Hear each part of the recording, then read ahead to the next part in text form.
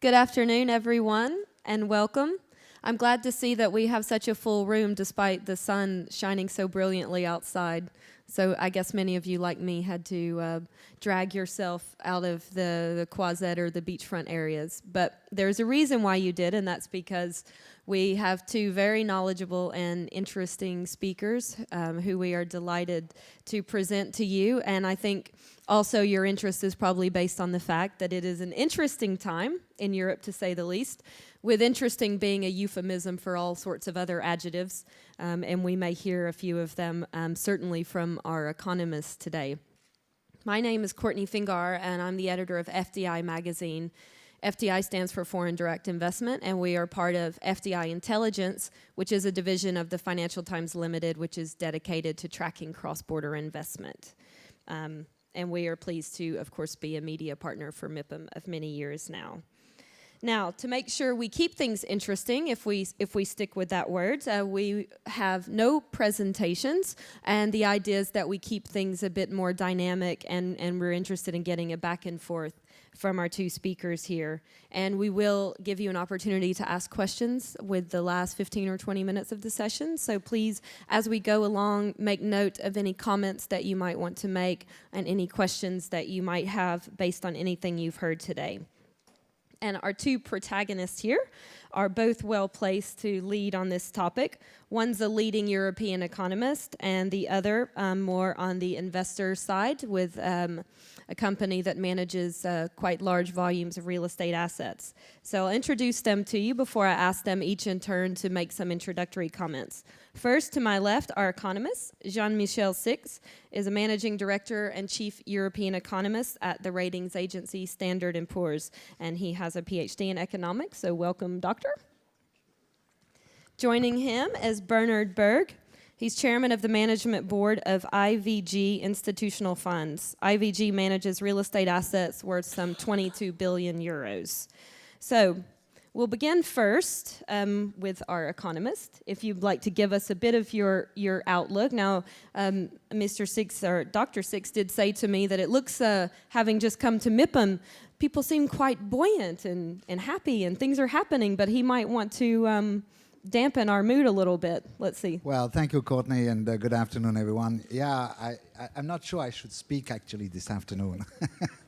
It's been quite an experience today, walking around the exhibition halls and talking to people and listening to various conversations.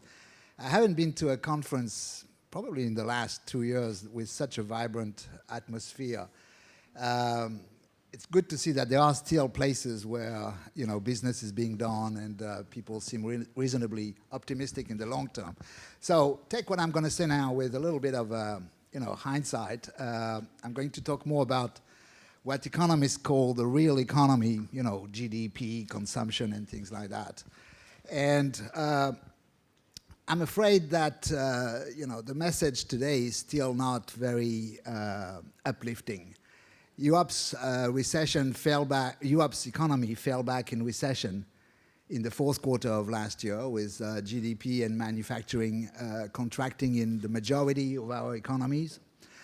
High-frequency indicators that we've been receiving since the beginning of the year confirm that, indeed, we are in a new phase of contraction, or at best, flat growth, thinking about Germany, for instance, or more severe contractions in the south, obviously. And so I think the question we are presented with is the following.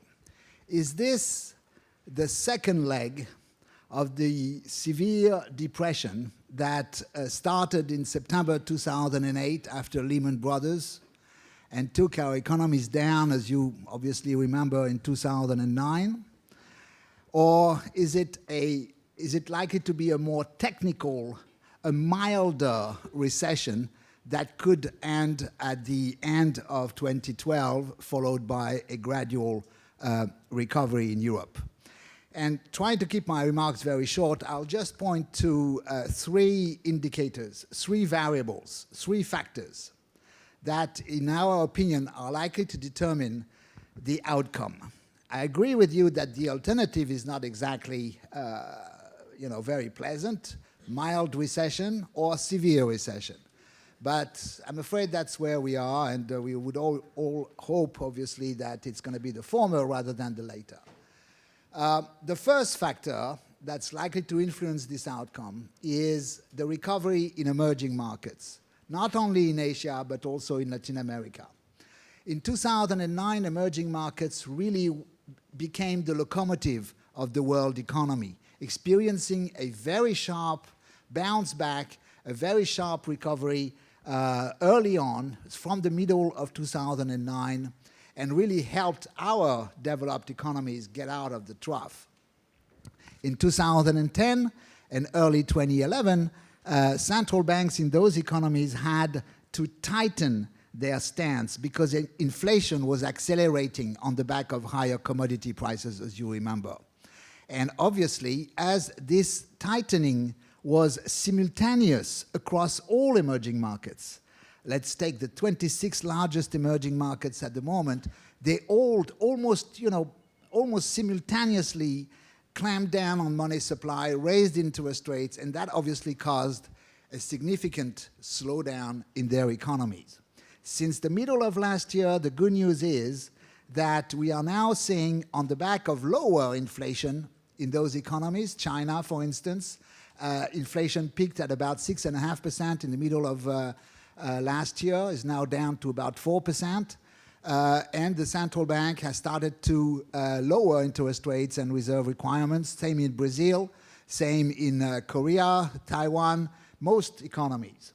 We think that, in short, we think that so far emerging markets have been able to orchestrate a soft landing and are likely to resume with a more sustainable, lower but sustainable growth in the next 18 months, starting really in the second half of this year.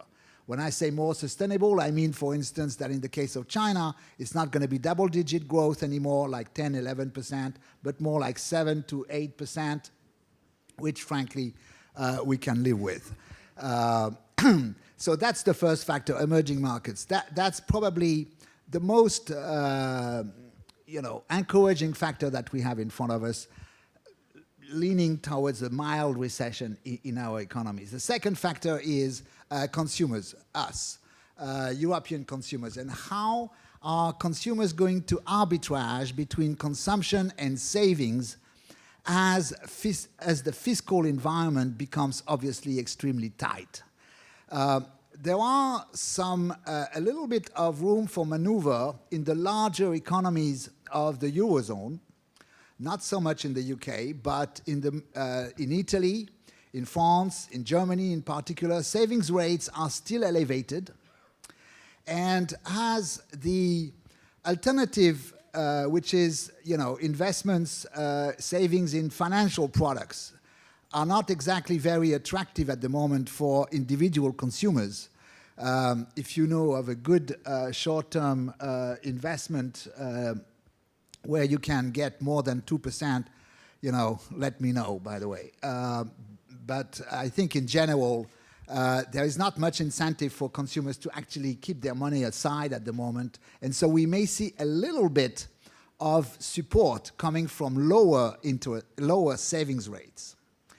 The third factor, and I apologize for having to go fast, but obviously every one of those should be nuanced and further developed, but I'm trying to give you the lay of the land really here.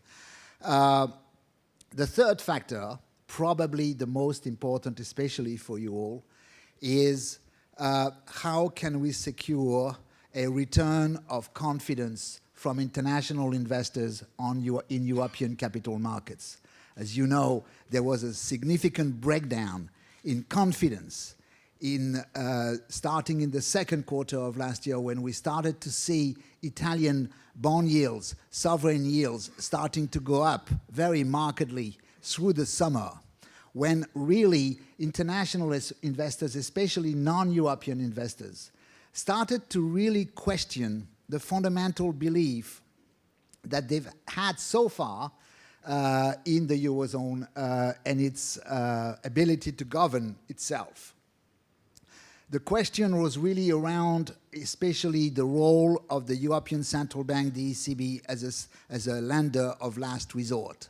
And of course, investors became also a little bit tired of having summits in Brussels every month, that every month were being presented of this as the summit of the last chance. And then there would be another one, and then there would be another one.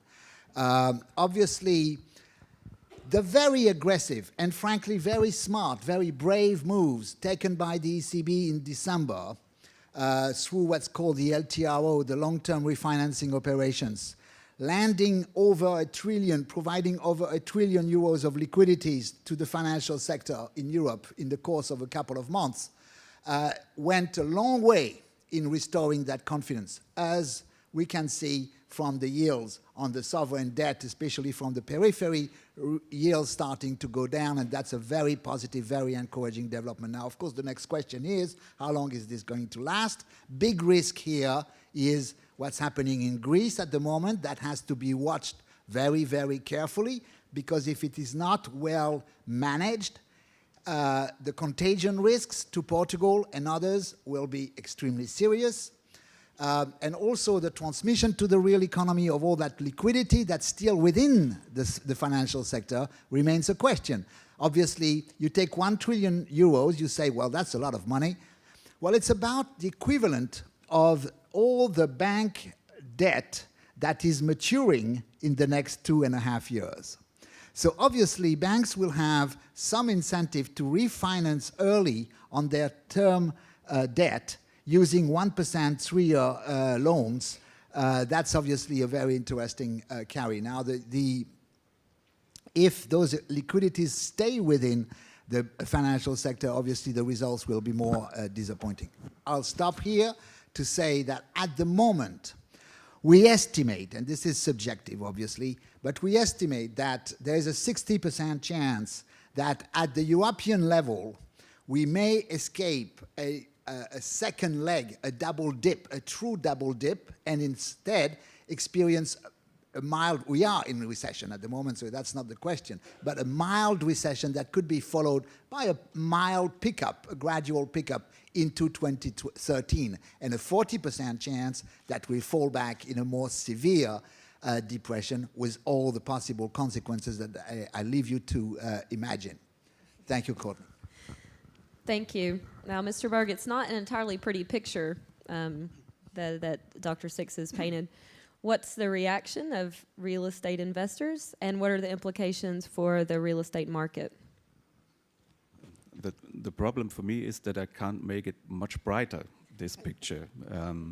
So real estate economy is related to the normal economy, so there is no place for a brighter picture.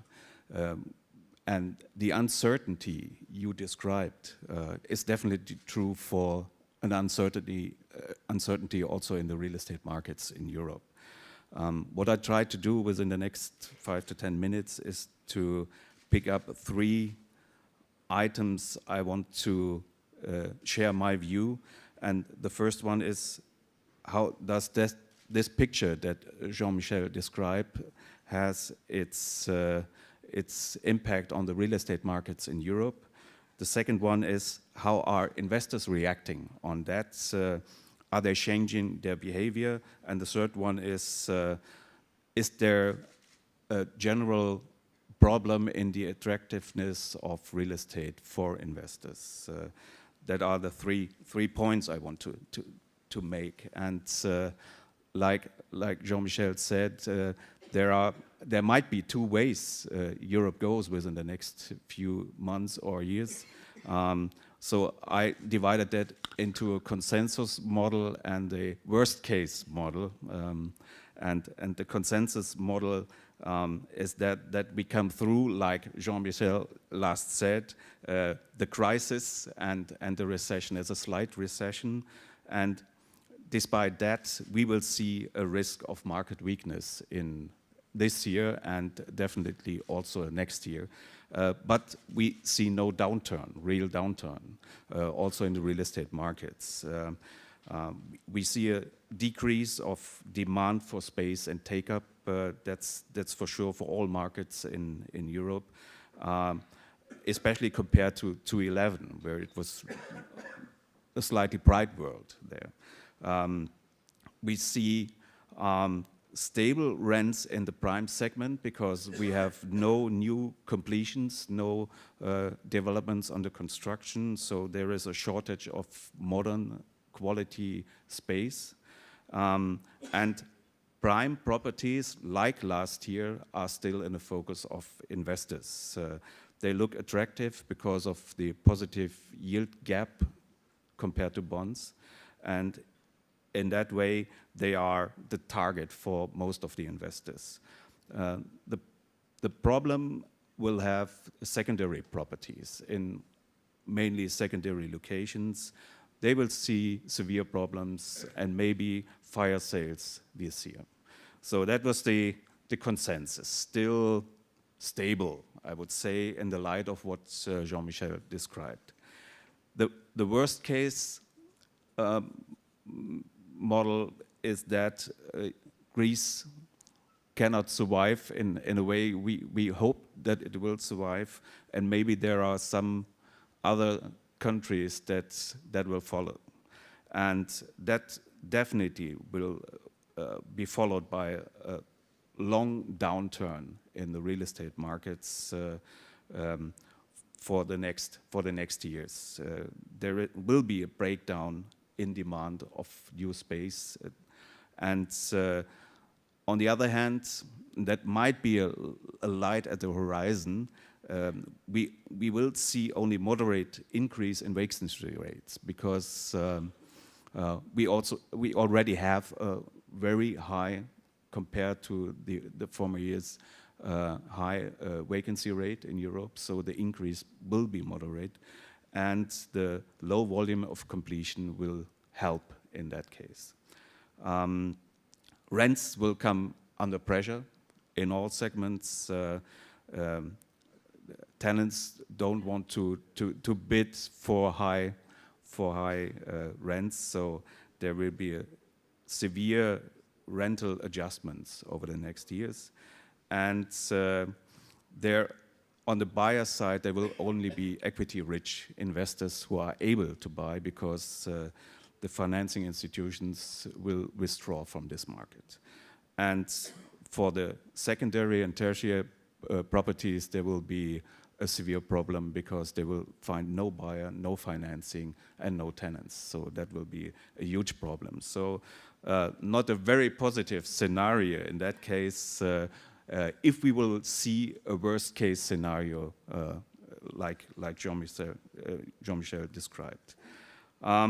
Second focus, what is investors' reaction on that? And then I will take the consensus scenarios as the most probable scenario.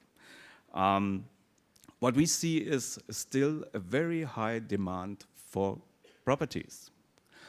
Investors in their asset allocation still have real estate as a very important target.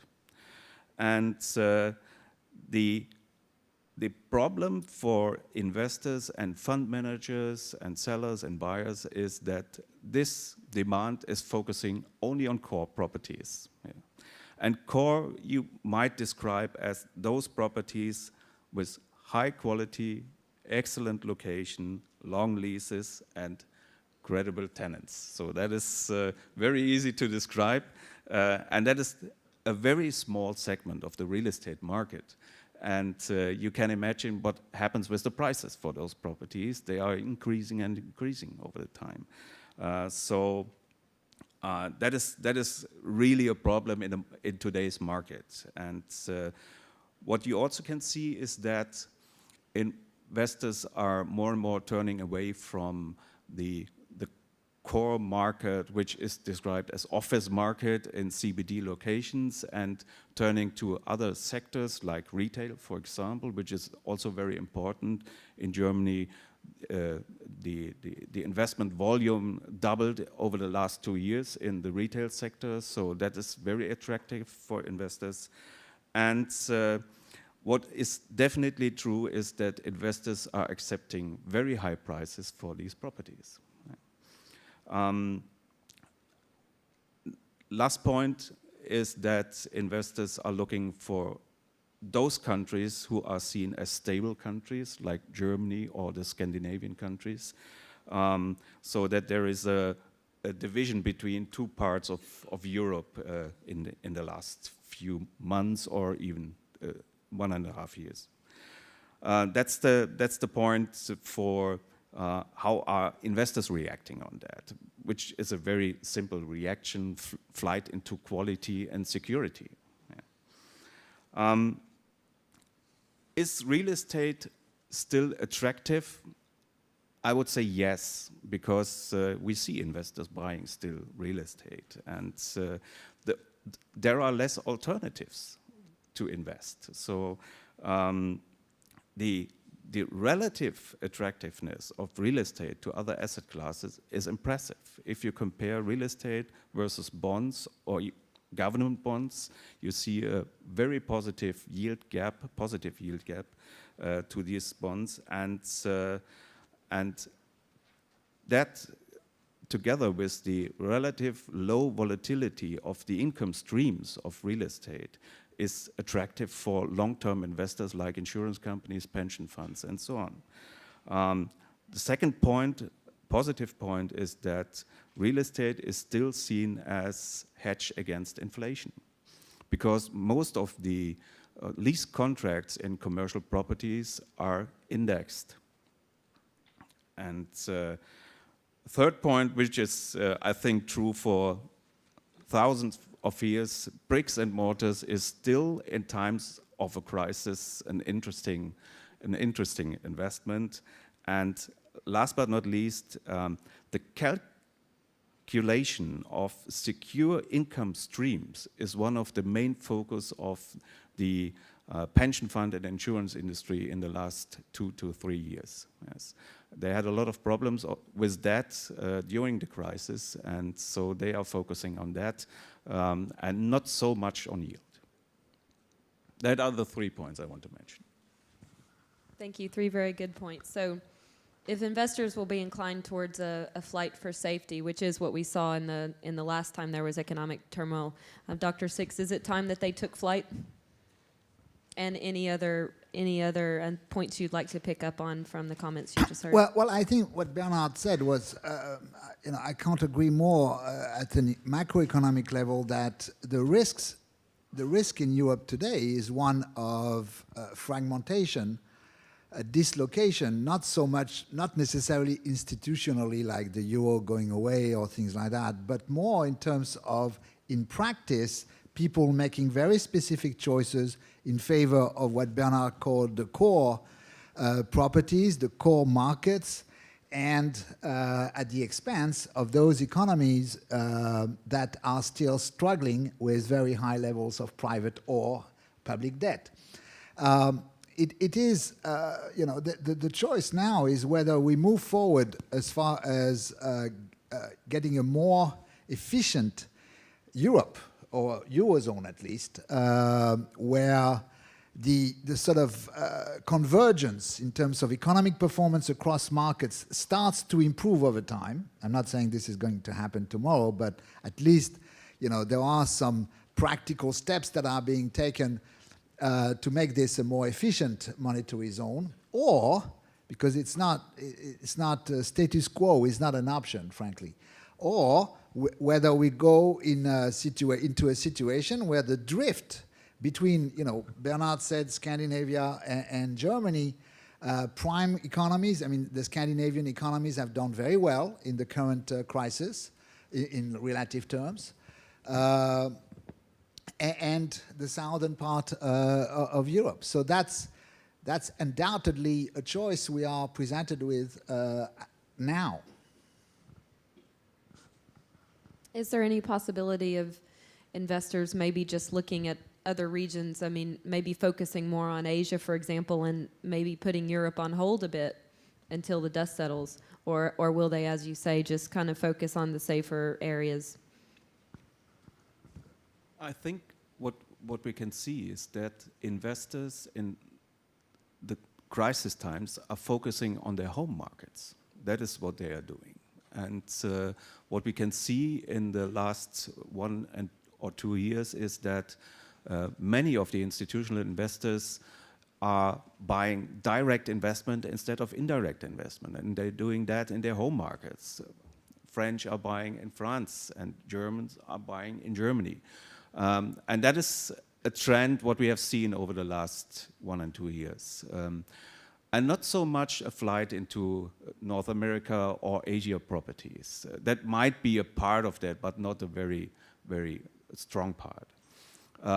What we definitely can see is that what Jean-Michel describes, this division of Europe, of those countries which are stable, which have good prospects, like Germany, like the Scandinavian countries, like Poland, for example. But if I would try to convince one of my investors to go with me to Hungary, for example, even if you say you should invest anti-cyclical, yes, and you can go into this market now at the bottom of the market, that would be impossible to convince my investors. So that is what we definitely can see together with the South European problems we have also in the real estate market. What I wanted to ask Bernard actually is maybe the other way around. In other words, direct investment from non-European investors into Europe, and whether that's likely, in his opinion, to continue to get bigger or actually to shrink. I mean, there are some interesting developments, obviously, from the Gulf in particular. We see a lot of investment coming from Qatar and other places in buying companies in the luxury sector, for instance, and things. Now, at the same time, there are obviously concerns from those people as far as the sustainability of the Eurozone, the fact that what's likely to happen if there is a breakdown and the foreign exchange risk returning. What's your, Bernard, what is your view on that? We see that slightly increasing, but the uncertainty we have in Europe is also seen otherwhere in the world, so also in North America and in Asia. So they are coming very carefully to our markets, and especially from those countries where their own home markets are overpriced and at the top of the cycle. So they are looking for potential investments in other countries. How do you view the UK market? And I ask because we mentioned a bit about Germany, Scandinavia, and the UK. London in particular is a place where Middle Eastern investors are very attracted to. How do you view that for investment? And then also maybe give us a little bit of your expectation, Dr. Six, for the UK economy. Well, I'll start with the UK economy, and then you can follow up on the investors. Obviously, the new cabinet has started a very ambitious and in certain way brave fiscal policy to turn the country around and restore the fundamental balances, especially on the fiscal side. The price for that is obviously high, with very slow growth. If you want, the rationale that's being followed is that as you reduce public debt and as you reduce public spending, there's going to be an offset coming from the private sector that's going to, if you want, fill the room and take over as the main driver in the economy through private investment and etc. Now, that does not happen in a fortnight. And in the meanwhile, you do see growing unemployment. The transition is quite painful. Now, the UK is privileged to have its own central bank, if I can say that. And that central bank has been very active from day one. Through quantitative easing in injecting a lot of liquidity into the economy, at keeping gilts, the rates on gilts very, very low. I think the Treasury, the UK Treasury is serving interest rates that are at their lowest for over 100 years. So that's quite remarkable. And that's obviously very supportive of the economy. So they have the right mix, if you want, very tight fiscal, very loose monetary policies, but the That's okay. Don't worry. Thank you. The transition period is likely to be extended, to be long. I mean, it's not a we're not likely to see the results before way into 2013. And in the meanwhile, obviously, for the population and for people who are working there or not working anymore, it's very painful. And for the politicians as well. Of course. Yeah, looking at the real estate market in UK, and I will focus on London because it's the main market there, what we can see is that rents and yields have recovered already and are very far advanced already after the crisis. And even if that's so, there is a lot of money flowing into the London real estate market. And the reason for that is that if you are looking from outside on Europe, there are two very big real estate markets, which is London and Paris. Yeah. And if you invest and doing perhaps your first investments in Europe, you will focus on those two big cities. That's the first point. The second point is both of those markets, and especially London, are very liquid. So if you want to go out of that market, you will definitely find a buyer. Yeah. And that is very important for those investors coming outside of Europe. And if they want to withdraw, they are able to withdraw. If you are investing in Hanover or in Barcelona or wherever, you will have problems in some times of crisis. So that's definitely one of the main reasons they are investing there. And compared maybe to their home markets, yields are still attractive in London and Paris, so that they are able to invest. Thank you. And just while we're speaking for a moment about markets, are there any areas that are maybe underexploited that investors could and should be looking at the moment? Yeah. Yes. There are definitely some markets that are underexploited, and I think what investors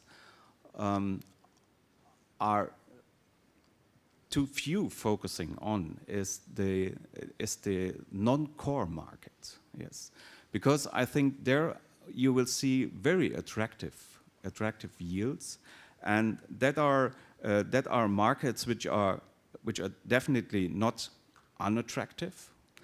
They are not that liquid like those big institutional markets we know, like Frankfurt, Paris, and London. But they have attractive yield and attractive risk-return profile for investors. And if you are a long-term investor and you are able to stay in a property for 5 or 10 years, the risk of a crisis, if you have a good property in those markets with a stable tenant, is not very big. So I think the time to focus on those markets has come now. Yeah. And the second one is Finland. I think Finland is coming again as a market. We have seen that in the past already in the dot-com boom. But I think Finland has a very stable economy and is picking up again. And a third point is maybe a very small market, but really interesting because it always is. It's in the middle of Europe, but also a little bit on site. It's Luxembourg. If you are looking for interesting retail or office investments, Luxembourg might be an interesting target. Yes. Two quite interesting ones. I think I'll ask, unless Dr. Six has any comment for the moment on any of this, I'd like to go ahead and open up the floor for questions. Maybe we give you a little bit extra time for that before we continue, because I have some questions of my own, but better that you get your chance. Well, that either means the audience is shy or we've covered everything we need to cover, in which case we'll just go. Congratulations, I'm João Crestana from Brazil. My question is, what would a foreign investor be looking in an emerging market like Brazil now? What kind of investments, logistics or housing or commercial, in this moment? Thanks. That's not an easy question to answer. I think there is not a general answer to give, because there are different markets in the different countries. So if you are an investor looking for security, I would advise coming to Europe to go in those markets which are very stable for the moment. We have spoken of those markets like Germany, like the Scandinavian countries already, because I think the risk for a foreign investor coming new into Europe in the other countries, like the South European countries, is too big. Yeah. You have to convince your own investors to go with you in those countries. The second point is, I think if you want to have a real interesting risk-return profile, I would focus on retail and logistics for the moment, because the risk in the office sector all over Europe might be, in the light of that, what Jean-Michel said, a little bit too high. So that, I think those two components, I would say, and then act opportunistic and see which chances will come. And in the light of that refinancing wave we will see, we will maybe see also some sales under distress, and that might be an opportunity for someone who has equity in hands to invest. My 2 cents as an economist, if I may, is that a further complication is that for very successful emerging markets like Brazil, they've been brought into a difficult situation given the monetary policies that have been followed in developed markets. We've seen an appreciation of the real, for instance, that's quite significant and probably overdone because of the carry opportunity. You can borrow at the moment at very, very cheap rates in the US or in Europe now, and invest at, in financial markets on the short-term basis. I'm not talking real estate, but short-term basis. You can invest in those emerging markets and get a very attractive return. Obviously, that's not very healthy for those markets because it's driving bubbles and speculation. And it's forced some of those countries, like Brazil, to impose some capital controls and regulations that they probably don't like, that they've had to take because they wanted to maintain a certain level of stability on the monetary side and as far as their exchange rates are concerned. So you remember a year ago some people were talking about a currency war across the developed world and the emerging markets, forcing the latter's exchange rates to appreciate maybe too much.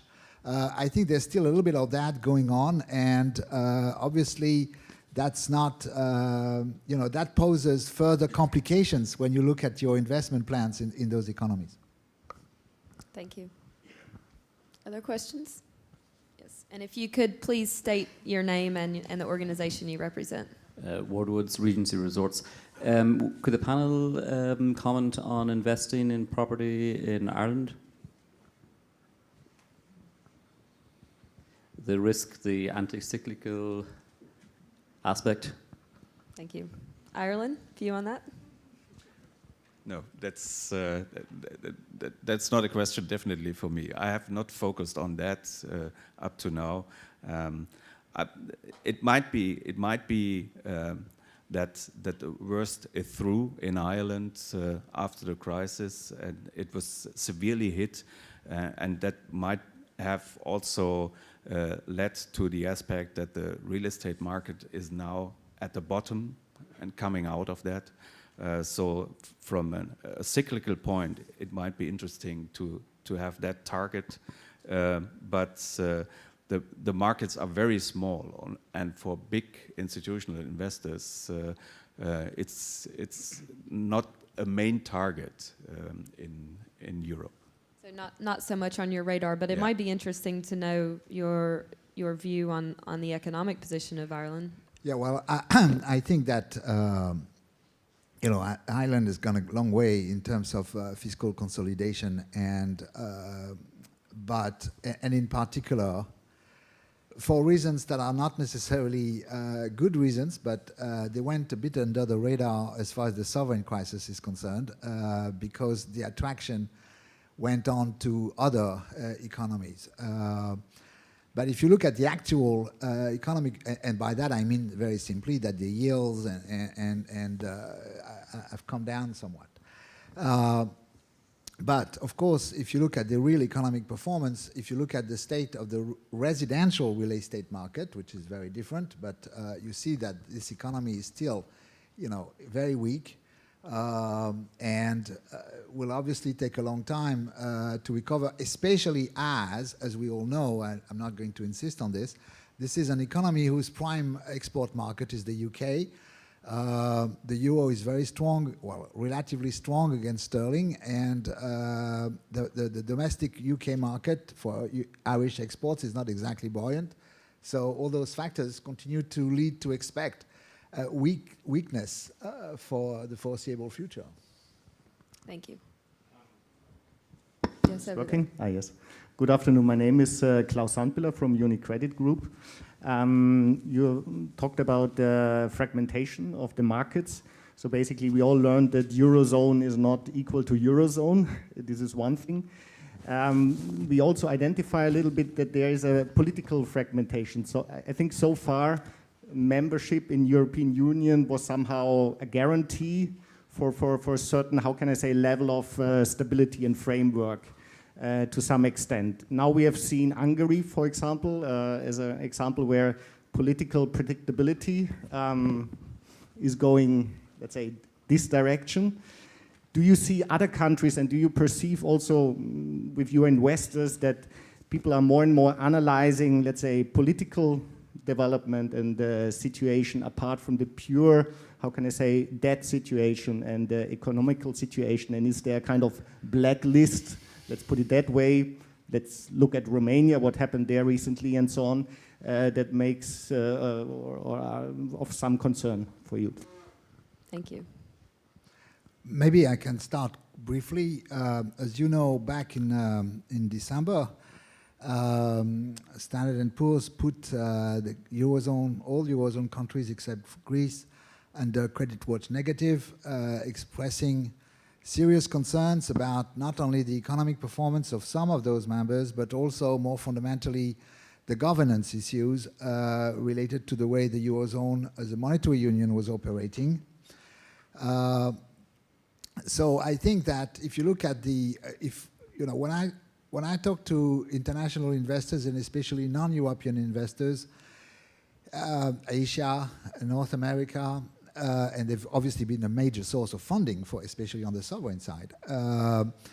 They tell us that, they had a view on Europe and the Eurozone that was based on 3 pillars, very strong pillars. One was, if you're a member of the Eurozone, you will never default because this is a big family, brothers and sisters, they can fight, but at the end of the day, they come back to the table and there is some resolution. That first pillar got knocked down when Greece went on for some debt restructuring. The second pillar was, and if, God forbids, there is such an event, we're insured. Yeah, through the CDS contracts, we are insured. Well, tough luck, because this is the wrong type of fire that you had in your house. Your insurance doesn't work for that type of fire. So in fact, we were not insured, sorry. And the third pillar is, if you are a member of the Eurozone, you will never leave the Eurozone. This is actually not even described in the treaty as a possibility. Now, that third pillar is still there, but it is, a concern to see that open discussions are taking place in Brussels or in Germany, for instance, as to what would happen if a country was to leave. As I said, against this severe diagnosis that I just described, there are some positive elements, such as the clarification of the role of the ECB some improvements in the overall governance.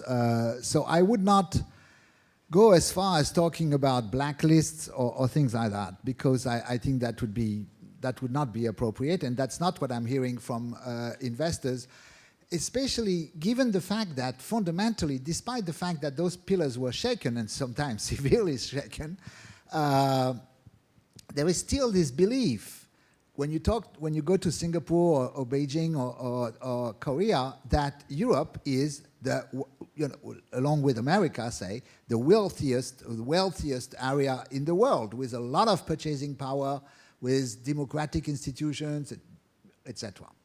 And so there is a desire, in a way, to see this area coming back and get its act together so that we can work with them again. That's why I was saying in my opening remarks that this is really a moment of choices for Europe, where either you improve institutionally and practically your governance and the way you operate as a family, to be quick, or you go back and you say, well, no, which I don't think is an option, but anyway. But it's decision times. Thank you.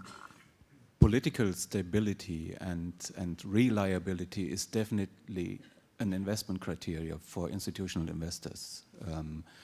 But that's not new. The reason why, for example, very few German institutional investors out of the insurance or pension fund industry are investing in China is the risk if you might get your money out of that country again. So that's a question of politics. It shifted a little bit over the last 10 years. 10 years ago, when we talk about political stability with our investors, it was mainly a question of tax stability. The fiscal system, it was a question of returns, and do I get my expected returns after tax? That was the question of political stability. Today, it's more and more a question of the overall politics in a country. And for me, it was very difficult over the last 2-3 years to convince, for example, investors to invest in Italy. We have a branch in Italy, and they had very few to do over the last 2 or 3 years because investors took care of investments in Italy. Yeah. Thank you. And are they making a distinction between Eurozone and non-Eurozone countries, or they're just focused more on the growth and the sheer economy? I think growth is the focus. Yeah. Thank you. I think there was a question over here. Yes.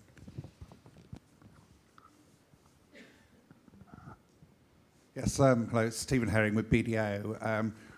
The concept of what's been going on with quantitative easing was referred to, and a lot of the discussion about that has been whether it was too early, too late, the right amount, etc., etc. There's been much less discussion on what the impact will be when quantitative easing stops and at some point unwinds. I'd be very interested to hear your comments on perhaps initially on the impact on financial markets and the economy generally, but then secondary on whether there's any carry-on impact of that into real estate, perhaps through the finance available for real estate as QE unwinds across the developed world. Excellent question. And it is such a good question that, frankly, I cannot answer it. I mean, really, because central bankers cannot answer it. I mean, when people talk about QE3 in the US, about further QE in the UK, and about the LTRO and the quasi quantitative easing in Frankfurt. That goes to 2013, 2014, and then you get the answer, well, what's going to happen next? The answer is, well, we'll see when we cross that bridge, essentially. Okay. The argument, one argument that is important is indeed that the balance of risks justifies or justified such aggressive, unorthodox moves in my own modest opinion, because the risks in 2009, for instance, of really a major depression across the world were extremely high, and you had to do something on the monetary side. Remember 1929 and what happened, in the following, 15, 20 years. I mean, not exactly something we want to see again. It's just showing that the risk of a very big economic depression on our societies is very significant. Now we will have to address indeed what happens when the tide turns and liquidities pull out of the financial sector. But liquidities do not only come from the developed market central banks. They also have been coming, and especially since 2000, from emerging markets. Foreign exchange reserves, sovereign wealth funds are still sitting on a pile of very, very significant liquidity. So I think that a sudden turn in terms of the amount of liquidities that's available and flooding and flowing, not flooding, but flowing, is a legitimate concern, but not something I think that is really the highest risk on the horizon. And I would say the same about inflation. Is money supply creation and printing money likely to, fuel a return of inflation? Look at the capacity, unutilized capacity in the manufacturing sector at the moment in all our economies. Inflation is not the issue of the day. It may become again an issue, but not, in my opinion, not in the foreseeable future. Thank you. And the investor view on this? Yeah, financing is definitely a difficult question also in the real estate markets at the moment. But what we see over the last 9 to 12 months is a shift from bank financing to institutional financing out of the insurance industry and pension fund industry. They have a huge appetite for financing real estate deals. The reason for that is that for those institutions, the yields are attractive. And the second part is that the European regulation Solvency II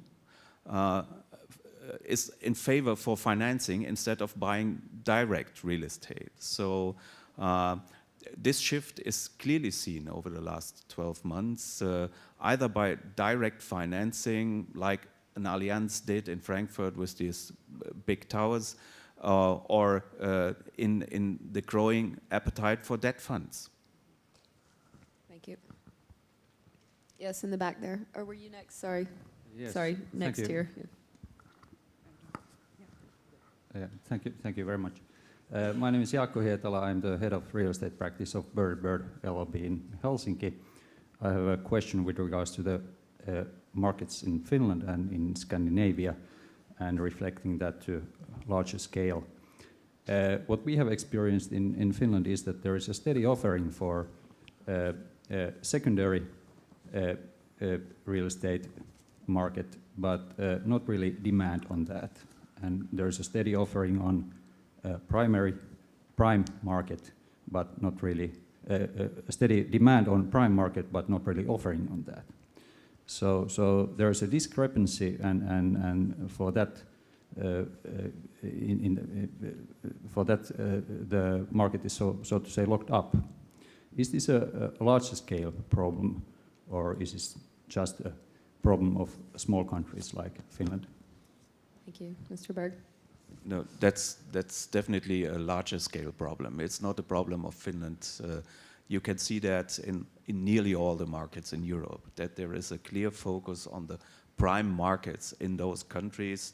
And even if we have not, in Germany, we have not that prime market because there are 4 or 5 of them in Germany, we cannot see a shift towards the regional interesting markets we also have in Germany. I think that needs half a year or the next 12 months to shift to that. Again, we'll take one final question. That's you here in the second row.